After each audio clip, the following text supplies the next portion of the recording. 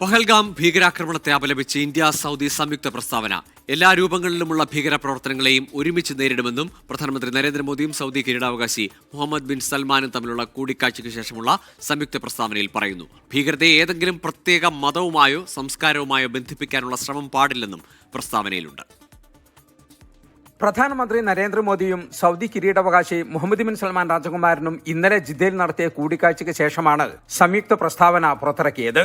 ജമ്മു കശ്മീരിലെ പഹൽഗാമിൽ നടന്ന ഭീകരാക്രമണത്തെ ശക്തമായി അപലപിച്ച നേതാക്കൾ ഭീകരാക്രമണങ്ങളെ ഒരുമിച്ച് നേരിടുമെന്ന് പറയുന്നു. നിരപരാധികളുടെ ജീവൻ അപഹരിക്കുന്നത് അപലപനീയമാണ്, മനുഷ്യരാശിക്ക് നേരെയുള്ള ഭീഷണിയാണ്. ഇത്തരം പ്രവർത്തനങ്ങളെ ഒരു തരത്തിലും ന്യായീകരിക്കാനാകില്ല.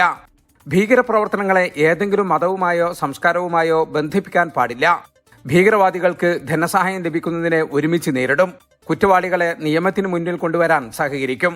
മറ്റു രാജ്യങ്ങൾക്കെതിരെ ഭീകരാക്രമണം നടത്താൻ മിസൈലുകൾ, ഡ്രോണുകൾ തുടങ്ങിയ ആയുധങ്ങൾ നൽകുന്നത് തടയേണ്ടതിന്റെ ആവശ്യകതയും സംയുക്ത പ്രസ്താവനയിൽ ഊന്നി പറഞ്ഞു.